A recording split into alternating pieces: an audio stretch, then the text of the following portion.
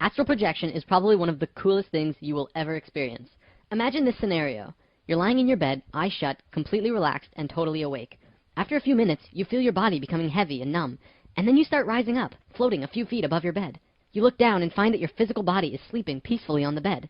You notice that there is a glowing, pulsating, bluish-white cord connected to your physical body. You are calm, relaxed, and awake. This is not a new experience for you, and you feel a blissful sensation of peace because you are now unchained from your physical shell. You are experiencing a joyous feeling of exhilaration and freedom from bounds. You look around the room and see that everything seems to sparkle. Everything seems to have life, more vibrant. You fly through the ceiling and into the sky and look down at your house, becoming smaller and smaller. And soon you can see the curvature of the earth.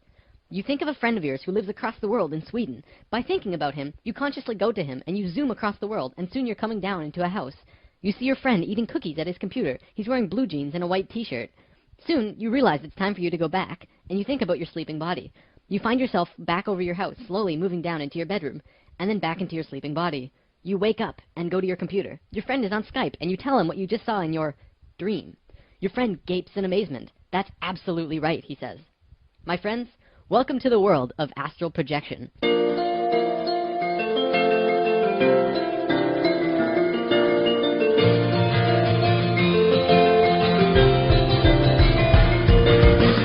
Astral projection is a phenomenon that is becoming rapidly more popular in the last 20 years, and even more so in the last 5. It is a process by which the human consciousness temporarily leaves the physical body and functions independently, while the physical body remains still and passive throughout. This results in observing the world from a point of view other than that of the physical body, and by means other than those of the physical senses. While astral projecting, however, you retain a very high level of waking consciousness during the experience, and can remember the event in every detail upon returning to the physical body.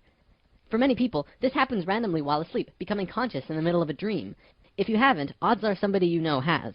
This is a very common experience, which is also known as lucid dreaming or out-of-body experience, OBE for short. This may sound crazy, but it really isn't. It's just relatively outside of the average human consciousness. In fact, we all experience this out-of-body state every night when we sleep. Most of these projections are unconscious because we are not trained to remember them. We'll be talking more about that in a bit. Astral travel was also known about in ancient times. The Egyptians called this the light body, Ka. They left inscriptions and drawings on rock walls depicting the soul leaving the human body. The Tibetans called it a double body, which housed the soul. Many Greek philosophers like Plato, Herodotus, and Hermotimus all talked about this as well. It's even written about in the Bible, for example, in the Apocalypse of John, and as well as the epistles of Paul and Tarsus. Reports confirm that at least 1 in 10 people have experienced a conscious OBE, either spontaneous or controlled. Spontaneous OBEs can occur at any time, while sleeping, during sickness, under medication, during an accident, or even while meditating. Controlled is like it sounds, willingly leaving the body. Before we continue, let's talk a little more about dimensions that we established an understanding of in Lesson 7. The dimension I'd like to talk about in specific is the 4th dimension, which is also generally referred to as the astral realm. Those who have visited the astral typically find themselves in an environment where all senses seem greatly magnified. These senses are not our normal physical senses, but inner astral senses. Thoughts can actually be seen to take shape instantly, and anything desired can be manifested by means of the powers of the imagination in the very process of creation. It is the ultimate place for true creation to take place, because you are only limited by yourself in what you can create. The astral plane vibrates at a much higher frequency than the physical plane. There is no gravity, or at least if there is, you're not bound by it. You're existing in these higher dimensions all at once, though less in the higher ones than here. In Lesson 1, we talked about the thought realm. At that time, I couldn't really say 4th dimension. It would have made no sense. But ultimately, that's where your thoughts are manifested. Even right now, as you're watching this, you're manifesting thoughts or ideas into this realm. From my understanding, emotions manifest on the 5th dimension, or it could be the 6th, as they are much more powerful. When you visit the astral realm, you'll learn that it's basically divided into 3 sections. This spans across different dimensional overtones that we covered previously. They're usually just called lower, middle, or higher astral planes. The difference is their vibratory frequency. The lower astral plane is vibrating at a very low frequency. It's relatively dark and more primal. Some have described it as the places of Dante's Inferno, and others think of it as purgatory. Many lost souls reside here, but it's usually also where people go when they're dreaming, as well as where you're exploring when you are astral projecting, unless you know how to raise your own frequencies into higher realms. It takes a long time to get there, though. The middle realm is a plane full of double rainbows of vivid colors and exquisite beauty. It would be impossible to try and rationalize this place. Everything, including inanimate objects, have auras of energy emanating from them. Time is a great illusion to us, and in these realms, time will seem distorted. Many people have said that they are able to perceive past and future events. The higher astral planes are called the heavens by the Christians, and the Summerland by the spiritualists. This place is beyond comprehension for most people, but it is a very pure, angelic realm. In fact, this is where the angels reside. Oh yes, angels are real. Remember when I said you were existing on higher dimensions as well? Well, angels would be a part of your higher self. To this day, all over the world, people report of being visited by angels. This is where they're from. As the dimensional levels go higher and higher, less and less has been documented. For few people have actually been there to write about them, and even those who have a hard time putting such experiences into human words. So, let's talk about some benefits of astral travel. First-hand experience gives us the unique opportunity to experience and explore beyond the limits of our physical senses. It gives us the ability to obtain first-hand knowledge of our existence. Recalling past lives. We learn more about ourselves by understanding our past lives. Most people on Earth have been reincarnating over and over for the past 13,000 years since the to-be-discussed fall I mentioned in Lesson 7. As we project more and more, we begin to have healthy recollections of past lives. Identify reasons for existence. You may even recall the purpose that you came to this lifetime on Earth for. This information can help us get to know ourselves better, overcome traumas, self-cure certain illnesses, and expand our sense of fraternity and universalism. Remember, you don't have a purpose except the one you give yourself. Do you remember what that purpose was? Flight. Probably the best part about astral projection. I've only had 4 or 5 out-of-body experiences personally, but in all of them I just ended up flying around. One time I even flew through space. In the astral, even the sky isn't the limit. You can glide through the air like a balloon, or Superman around the world at breakneck speeds. I can't stress enough how fun this is. If you're going to astral project, you'll probably just want to fly all the time. Meeting guides. You can meet up with your non-physical guides. They have had many names throughout history. Your higher self, your guides, your mentors, guardian angels, or simply your helpers. One time I was in meditation and I asked my guides to help me with astral projection, and they told me that they were helping, but I would still have to leave my body consciously on my own. Damn spirit guides. I wanted them to just pull me out. Other benefits also include overall well-being, a reduction in hostility, increased psychic abilities, accelerated personal development, inner calmness, an increased quest for answers, an increased respect and zest for life, meeting deceased loved ones, increased intelligence and memory recall, increased knowledge and wisdom, witnessing other realities, increased self-responsibility, increased spirituality, healing, and the biggest one of all, an understanding of life after death. Through astral projection, individuals are provided with irrefutable personal evidence that we are immortal. The physical body can die, but the consciousness lives forever. It reassures us that there is a life after death. People who have even one OBE are generally transformed, having a much greater faith in existence beyond the physical. Fear of death is just fear of the unknown. Once you separate from your body, you absolutely know that you continue after death. Dying may not be a scary experience, but rather a wondrous, spiritual adventure into the next realm of being. Death is something to be embraced with excitement and anticipation when the time arrives. That's key, by the way. When the time arrives. I'm not advocating you kill yourself. Especially at this point in human history, you're going to want to be around for what's happening. On that topic, it's time to talk about heaven and hell.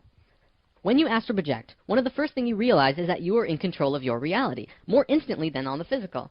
If you want to fly, you fly. If you want some kind of flying car, you can materialize it right in front of you. Though I'm not sure why you'd need it. The concept of heaven and hell came from this understanding. When you die, you return to the 4th dimension. If you're a good person, you will create a good reality. Good people create good afterlife in higher dimensions. Then they will hang around in that realm for however long they want, and eventually, if they choose to, return to Earth and start a new lifetime. If you are a bad person, full of hatred or fear or anger, you will also return to this 4th dimension, but you will create a reality full of hatred and fear and anger. Ultimately, heaven and hell are the same place, and it's what you create it to be. For the record, this is how it works in the physical realm as well. We talked about this in Lesson 1. You create your own reality. It's just in this dimension, the process is very slow because everything is more dense. You're bound by your physical body. The silver cord that I mentioned earlier, by the way, is the cord that tethers your physical body to your spirit. It connects when your soul connects to the physical body, and when you are astral projecting, it tethers your spirit to your body, and you can see it, but you can't break it. The cord only breaks when you die. Everyone who has ever consciously astral projected will see this cord. It can stretch to infinity and will make sure that no matter how far you go, you can always return to your body. Dreaming! What are dreams? Well, when you're asleep, you are out of body. Your physical body needs rest, but your consciousness, your spirit, does not. So your consciousness returns to higher levels of being for the night. You do this every night. Remember, in higher dimensions, you can create any experience for yourself instantly. Dreams are simply you just creating experiences for yourself out of memories or thoughts or emotions that you have. Usually while you're dreaming, you're functioning at a very low level of consciousness. You're not trained to remember and consciously experience these realities you're creating, so dreams seem kind of hazy. So when you have a dream and you're pondering the meaning, just ask yourself, why did I give myself that experience? Some have said in these higher realms they could perceive the past and future. Perhaps this is why sometimes we have dreams of things that happen a week later. Scientist Stephen LaBerge has actually proven that the phenomena known as lucid dreaming is real. Lucid dreaming and astral projection are actually the exact same thing. Many mainstream scientists will say that astral projection is unproven. However, now we've proven lucid dreaming to be real. So naturally, if you accept lucid dreaming, you have to accept astral projection as well. So what's the difference between lucid dreaming and astral projection? Well, lucid dreaming is becoming conscious while asleep, already out of body. Astral projection is consciously leaving the body, going straight from a waking state to an out-of-body state. And that's it. Now I have a little surprise for you, but first I want to say this. I don't have time to teach you methods of astral projecting, but I have a myriad of resources for you to look at in case you want to try it out. I really recommend it because it's absolutely the coolest experience you will ever have. Even for you skeptics, I ask that you don't immediately shut this out, especially since modern science has proven it to be real. My first recommended source is the book Astral Projection: Amazing Journeys Outside the Body. This is the best book you will ever read on the topic. It has great descriptions and explanations of everything, including tons and tons of projection methods as well. Next, the 3 Robert Monroe books in this order: Far Journey, Ultimate Journey, Journeys Outside the Body. As I mentioned in Lesson 8, Robert Monroe completely mapped out these other worlds, and if you want to learn about them in depth, seriously check these out. Next, the website theworldofluciddreaming.com is fantastic. Tons and tons of great resources and information for lucid dreaming, dream herbs, projection techniques, everything. Next, the YouTube series called Lucidology 101, tips and tricks to have 100 OBEs in 100 days. The author is Nicholas Newport, a guy who has been studying projection techniques and has some really fantastic insights on it. He also sells Lucidology 102 and 103 on his site. Very helpful resources. And finally, binaural beats. In Lesson 8, we talked about binaural beats and what they are good for. There are many, many binaural beats that you can use to achieve out-of-body states, but you should learn to meditate first, of course. Remember, Google is your friend. Simply Googling astral projection will give you a myriad of other sources that will help you find out as much as you need to know about it. There's tons of stuff out there. And now for your surprise. Simply explaining astral projection won't show you just how incredible of an experience it truly is. I want to show you. So I worked really hard this week, and I hope to give you an idea of what you can expect to experience whenever you go out of body, if you choose to.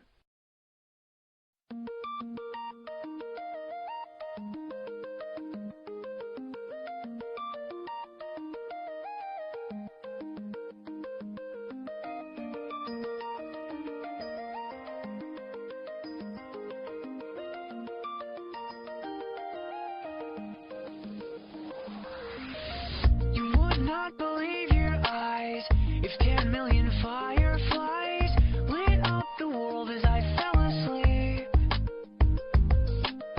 'Cause they fill the open air and leave teardrops everywhere. You'd think me rude, but I would just stand and stare. I'd like to make myself believe that planet Earth turns slow. It's hard to say that I'd rather stay awake when I'm asleep, 'cause everything is never as it seems. 'Cause I get 1,000 hugs from 10,000 lightning bugs as they tried to teach me how to dance. A foxtrot above my head, a sock hop beneath my bed, a disco ball is just hanging